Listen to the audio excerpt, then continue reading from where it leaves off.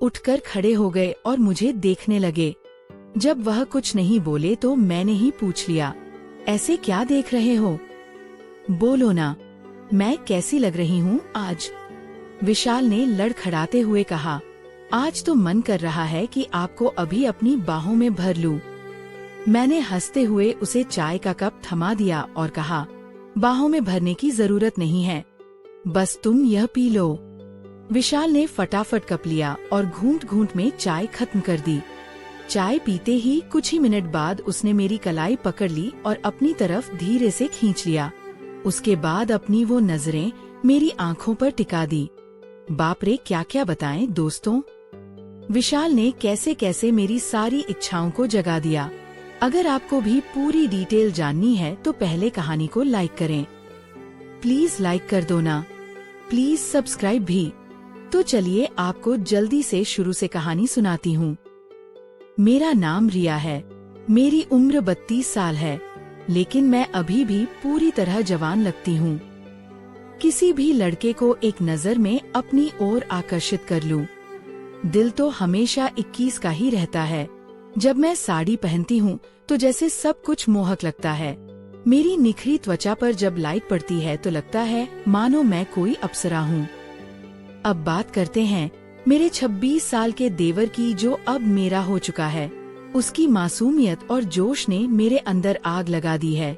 जब वह मेरी तरफ देखता है तो उसकी आंखों में वह लाल साफ छलकती है, जैसे वह किसी मीठे ख्वाब को जी रहा हो।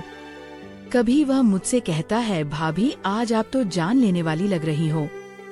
इसीलिए मेरे पति कभी कभी ऑफिस से जल्दी आकर मुझे चुपके से गले से लगा लेते हैं। हम शहर में रहते हैं क्योंकि मेरे पति मल्टीनेशनल कंपनी में बड़े पद पर काम करते हैं।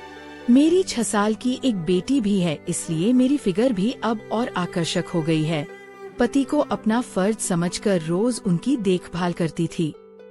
भले ही हमारी शादी को 8 साल हो चुके थे, लेकिन मेरे पति अभी तक मुझे बहुत लाड प्यार से संभालते थे। अच्छा से मेरा मतलब है हर हिस्से को छू छू कर मोहब्बत करते थे।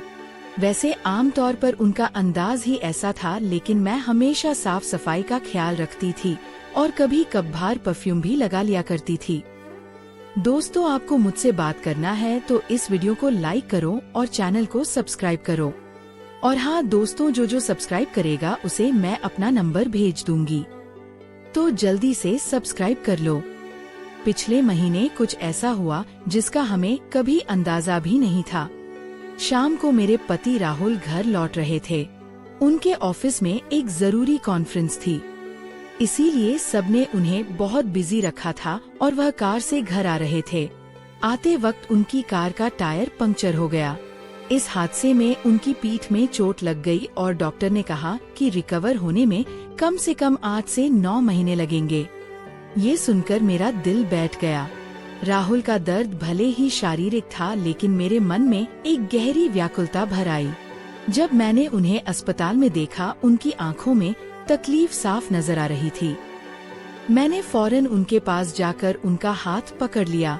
इसी वजह से मेरी ननद और मेरा देवर उनकी देखभाल के लिए आए थे। मेरे सास ससुर तो वापस चले गए, लेकिन राहुल ने देवर को यहाँ रुकने को कहा क्योंकि वह ठीक से उठ भी नहीं पा रहे थे।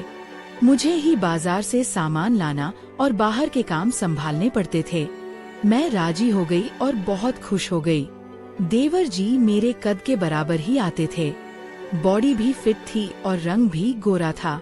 वह ज्यादा शरारती टाइप का लड़का नहीं लग रहा था और मैं भी खुश थी कि कोई तो आया जो मेरी मदद कर सके। आज वह मुझसे थोड़ा थोड़ा झिझक रहा था क्योंकि वह शादी के बाद पहली बार मेरे साथ इतने करीब था। रात को जब मैं राहुल को दवा दे रही थी, तब मेरा देवर भी हमारे पास बैठा था और फिर अपने कमरे में जाकर समय पर सो गया था। राहुल के चेहरे पर थोड़ी सुकून की लकीर थी, लेकिन वह सीए अभी भी दर्द में था। तभी मेरी सारी फीलिंग्स बाहर निकल आई।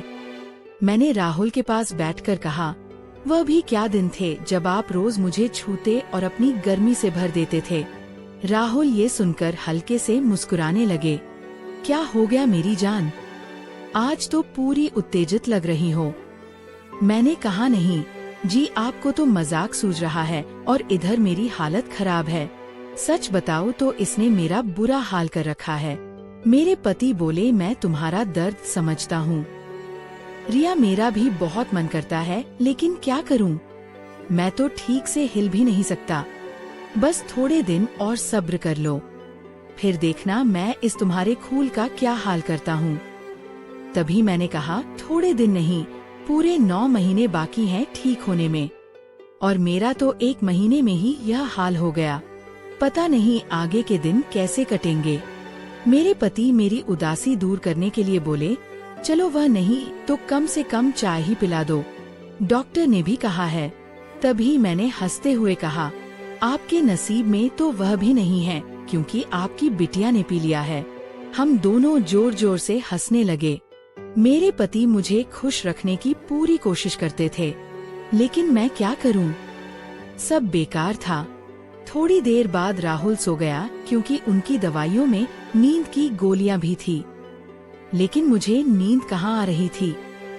इसीलिए मैं खड़ी होकर देवर जी को देखने चली गई कि वह सोया है या नहीं, लेकिन वह आलय अब भी जाग रहा था और मोबाइल देख रहा था।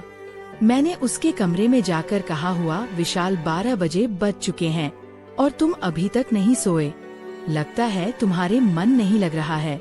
वह उठकर बैठ गया और बोला, नहीं भाभी, ऐसी बात नहीं है, बस यूं ही फोन देखते देर हो गई। फिर उसने पूछा, भाभी आप भी तो नहीं सोई? मैंने कहा, मुझे तो आजकल नींद ही नहीं आती। विशाल ने पूछा, क्यों, क्या बात हो गई? मैंने हंसते हुए कहा, नहीं, वो मैं तुम्हें नहीं बता सकती।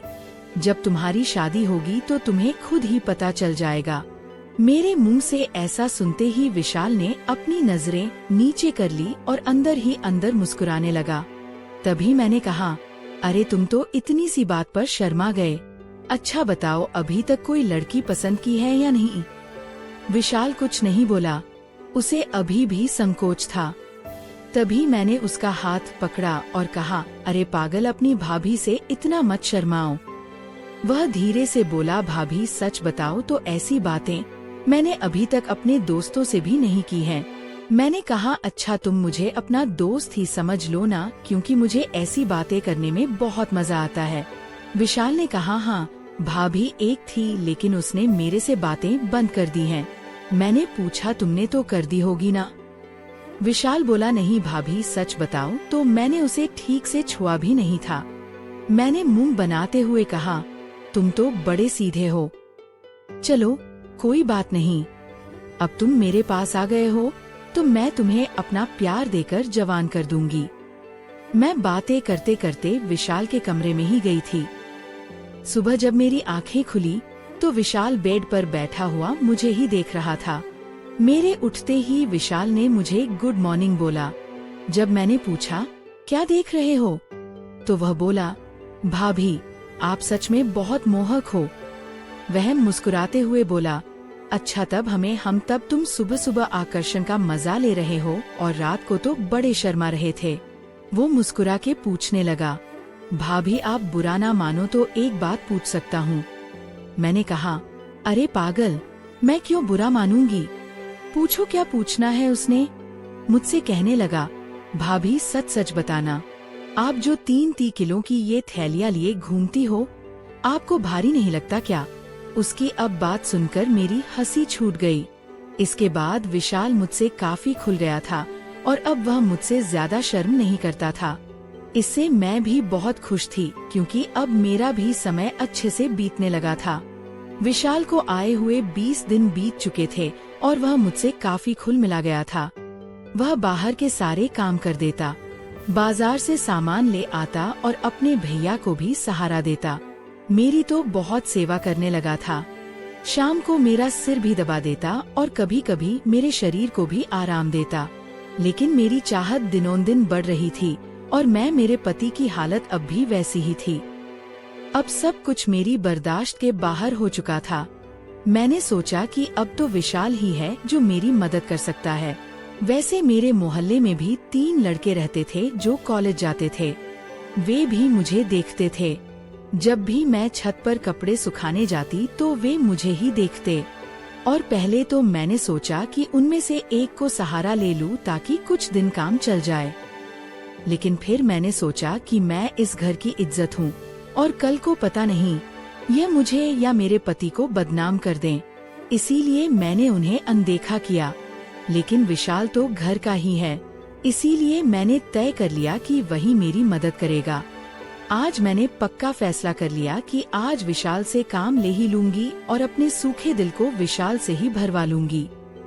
उसके बाद मैं किचन में खाना बनाने चली गई। जैसे ही विशाल नहाकर ताज़ा होकर किचन में आया, मैंने सब्जी काटने का बहाना बना दिया। मैं किचन में ही साड़ी का पल्लू नीचे करके काम कर रही थी। मेरी बेटी अभी नानी के घर गई हुई थी, क्योंकि घर में उसे देखने वाला कोई नहीं था, इसलिए अब बाकी का काम खुद करना पड़ता था और घर में मेरे पति और विशाल के अलावा कोई नहीं था, तो मुझे डर भी नहीं था। जैसे ही विशाल अंदर आया, वह मुझे देखकर एकदम हैरान हो गया और कहने लगा, सॉरी भाभी, मुझे माफ कर दो, मैंने देखा नहीं, और बाहर जाने लगा। तभी मैंने उसे रोक लिया। अरे विशाल, क्या हुआ? कोई बात नहीं, अंदर आ जाओ। विशाल बोला, भाभी ऐसे मैं अंदर कैसे आऊं? मैं कहा, ऐसे वैसे मत करो और जल्दी से आकर मेरी मदद करो। विशाल का मन भी कर रहा था, लेकिन मैं उसकी भाभी थी, इसीलिए वह थोड़ा हिचक रहा था। फिर अब मैंने उसे कहा। धीरे धीरे विशाल किचन में आ गया और पास आकर खड़ा हो गया। वह मुझे देखता ही रह गया। तभी मैंने कहा, ऐसे क्या घूर रहे हो? क्या तुमने आज तक नहीं देखा? वह बोला, माँ कसम भाभी, मैं आपको बता नहीं सकता कि मुझे कैसा लग रहा है। बहुत ही कमाल है भाभी। मैंने कहा, तारीफें करना छोड़ो और यहाँ मेरी मदद करो। तभी विशाल बोला, भाभी मुझे नहीं पता कैसे करना है। तो मैंने कहा, अरे बेवकूफ, इसमें कुछ नहीं करना, ये लो पकड़ो और बस धीरे धीरे सहलाओ। थोड़ी देर बाद जब विशाल के हाथ नरम होने लगे, तो मैंने सोचा कि अब मेरा आगे झुककर सही से काम करने का समय है। मैं आगे झुकी और विशाल ने पीछे से मेरी मदद करने लगा। लेकिन कुछ देर में ही विशाल का मन शांत हो गया, तो देखा कि विशाल का काम तो पहले ही पूरा है। उसे देखकर अब मेरा मन बहुत उदास हुआ, लेकिन फिर भी मेरी हंसी निकल ही पड़ी। मैंने नाराजगी से विशाल को हल्का धक्का मारते हुए कहा, ये क्या किया बेवकूफ, तुमने तो शुरू होने से पहले ही पूरा कर दिया। इसके बाद जैसे ही विशाल का उत्साह ठंडा हुआ, उसने हड़बड़ाते हुए कहा, सॉरी भाभी, सॉरी, वो मैंने ऐसा कभी नहीं किया, इसलिए मुझसे ऐसा हो गया। मैं अभी जाकर साफ करके आता हूँ। उसे चला गया। मैंने भी उसे ज्यादा नहीं रोका, क्योंकि मैं समझ चुकी थी कि यह उसके लिए इतना आसान नहीं होगा। इस चक्कर में आज खाना भी लेट हो गया था, इसीलिए मैंने जल्दी से खाना तैयार किया और राहुल को कमरे में देने के लिए चली गई। वह अब भी बैठे बैठे खाने का इंतजार कर रहे थे। राहुल बिल्कुल सीधे साधे और नरम दिल वाले आदमी हैं। वह मेरी बहुत चिंता करते हैं। जब मैं उनके लिए खाना लेकर गई तो पूरा पसीने से तर हुई थी। मुझे देखकर वह बोले, इतनी जल्दबाजी क्यों करती हो? रिया, धीरे धीरे काम कर लिया करो, ना देखो तुमने अपना क्या हाल बना लिया है। तब मैंने उन्हें छेड़ते हुए कहा, ये तो कुछ भी नहीं आई है। जब तुम काम करते हो तो मेरा इससे भी ज्यादा बुरा हाल हो जाता है, और तब तो मैं तुम्हें रुकने के लिए भी कहती हूँ, लेकिन तुम तो हाँ कहकर स्पीड बढ़ा देते हो। मेरे मुंह से ऐसा सुनकर मेरे पति मुस्कुराने लगे। तुम भी ना रिया, कहाँ की बात कहाँ ले जाती हो। इसके बाद राहुल ने खाना खा लिया और मैंने उन्हें दवाई भी दे दी। दवाई लेने के बाद उन्हें नींद आ गई और वह आराम करने लगे।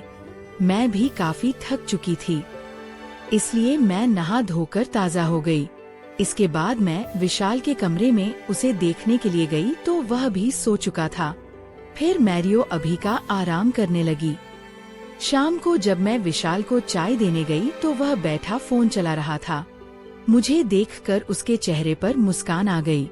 मैं भी उसे देखकर हंसने लगी और मैंने उससे पूछ लिया, क्या बात है विशाल, आज तो तुम काफी खुश लग रहे हो। तो वह बोला, भाभी वो मैंने पहली बार ऐसा एहसास लिया था। प्लीज आप बुरा मत मानना, मैं सच बता रहा हूँ। बिल्कुल मेरे से काम नहीं बन पाया। तभी मैंने उसे रोकते हुए कहा, अरे बेवकूफ, मैं कब बुरा मानने लगी? वैसे सच बताओ तो मुझे भी अच्छा लगा। इसके बाद मैं विशाल को चाय पकड़ा दी और उसके साथ बैठकर पीने लगी। हम दोनों बातें करने लगे। आज विशाल के मुंह से मेरे लिए तो तारीफें ही बरस रही थी। वह बस मेरी प्रशंसा ही करता जा रहा था। भाभी, आप बहुत खास हो। मैं तो सोच रहा हूँ कि जिंदगी भर आपके साथ ही रहूं। इन 20 दिनों में मुझे स्वर्ग जैसा लग रहा है और ऊपर से आपकी खूबसूरती। मैंने मुस्कुराते हुए कहा, आज तो तुम्हारे मुंह से सिर्फ तारीफें ही निकल रही हैं। लगता है विशाल मेरा हाथ पकड़कर बोला, आप सही कह रही हैं भाभी। अब आपको भी मेरे काम में मेरी मदद करनी होगी। अब तो आपको मेरी बात माननी ही होगी। प्लीज भाभी, मना मत करना। बस एक बार के लिए मेरी हमसफर बन जाओ। इसके बाद आप जो भी कहेंगी मैं करूँगा। जब विशाल सब कह रहा था तो उसका चेहरा लाल हो गया था और मेरी हंसी फूट पड़ी थी। मैंने उसके सर पर हाथ फेरते हुए कहा, अरे पगले, इतना गंभीर क्यों हो रहे हो? बताओ, मैंने तुम्हें कभी किसी चीज के लिए मना किया है? वैसे भी अब तुम्हारे भैया तो वैसा भी मेरे काम में मेरी मदद नहीं कर पाते हैं। और तुम इतना शर्माओ मत। अगर इतना शर्माओगे तो कैसे चलेगा? चलेगा। इतना कहने के बाद मैं बोली, आगे से अब तुम्हारे साथ ही सोऊंगी। बस तुम मेरा ख्याल अच्छे से रखना। दोस्तों, कैसी लगी आपको रस भरी कहानी? अगर अच्छी लगी हो तो कमेंट में जरूर बताएं और साथ ही साथ इस चैनल को भी सब्सक्राइब कर दें ताकि मैं इससे भी और जबरदस्त कहानियाँ आपके साथ शेयर कर सकूं। और प्लीज लाइक करना नहीं भूलना। आप सब जानो। धन्यवाद। वेट करें इसके आगे वाले पार्ट।